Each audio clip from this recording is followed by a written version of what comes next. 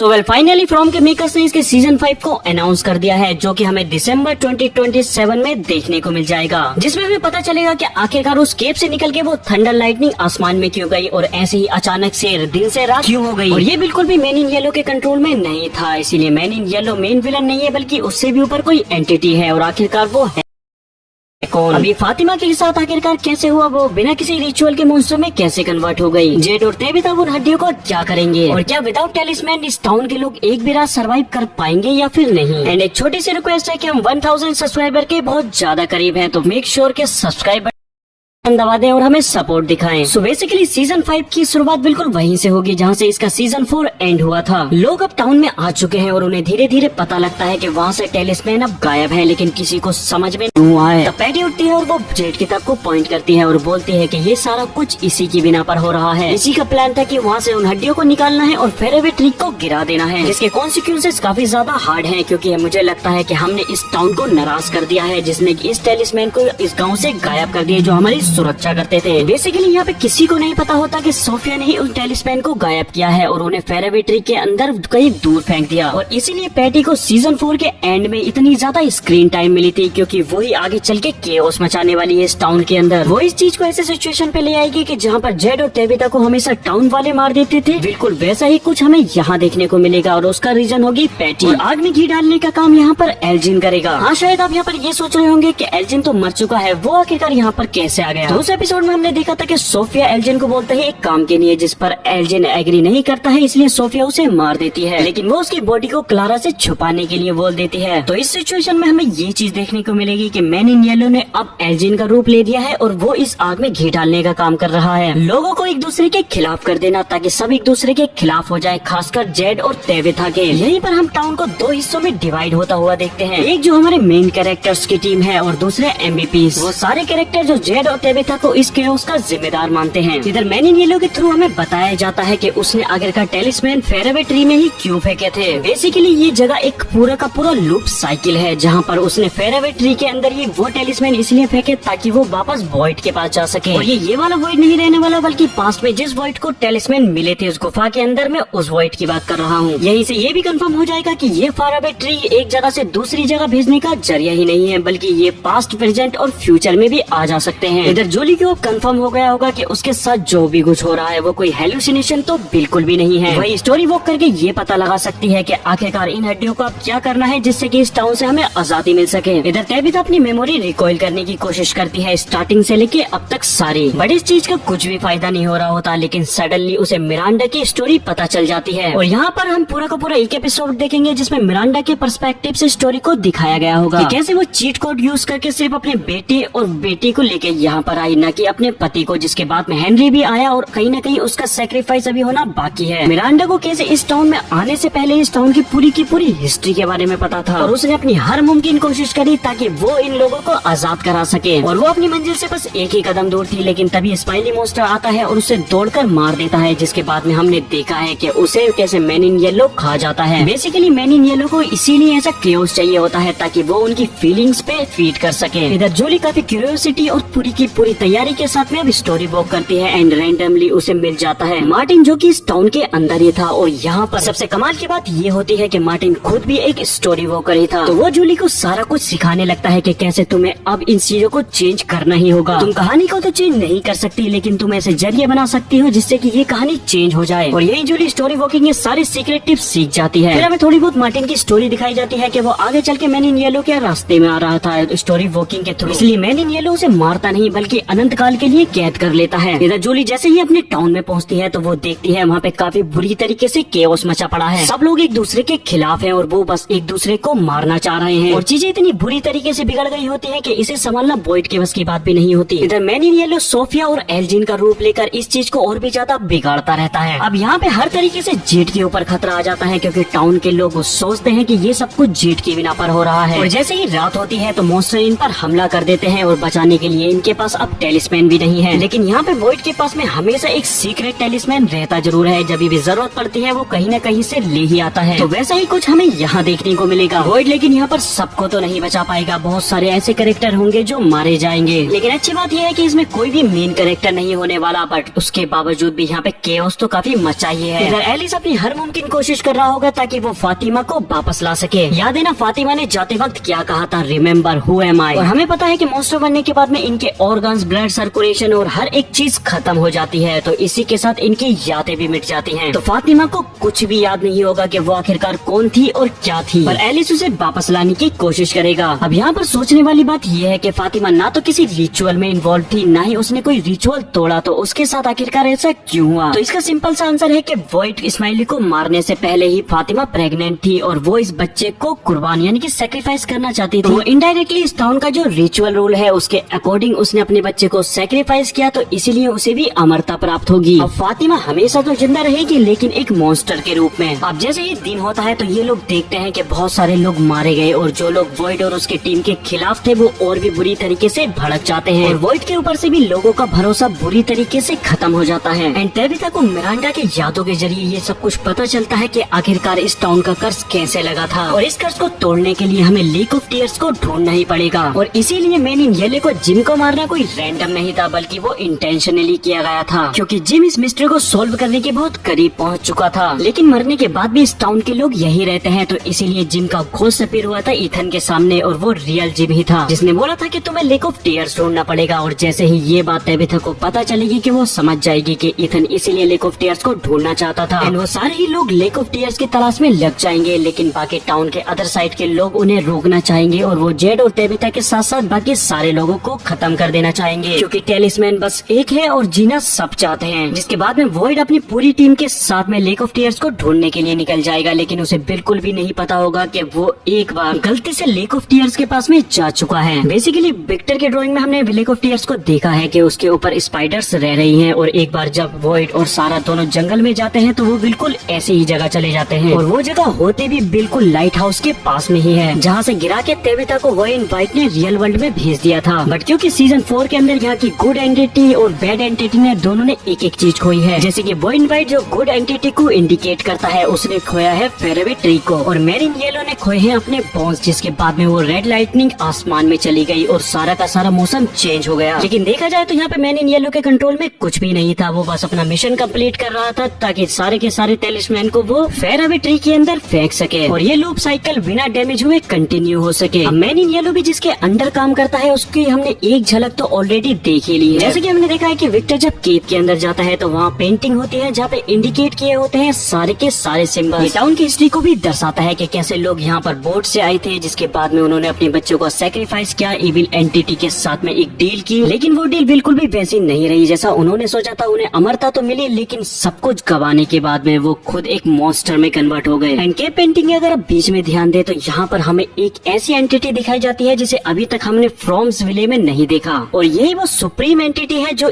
इस टाउन को कर्ज लगाए हुए है, जैसे कि हम सीजन 5 के अंदर एज अ मेन विलन देखने वाले हैं, जिसके खुद हाथों की कठपुतली होगा मेन इन येलो। अब क्योंकि आज की वीडियो काफी ज्यादा लंबी हो गई है तो अब अगली बातें हम अगली वीडियो में करेंगे। बहुत सारे पॉइंट और ऐसी मिस्ट्रीज है जिसके बारे में बात करनी अभी बाकी है। तो अगर आप आगे भी ऐसी वीडियो देखना चाहते हैं तो चैनल को सब्सक्राइब और वीडियो को लाइक जरूर करें। Thanks for watching my video.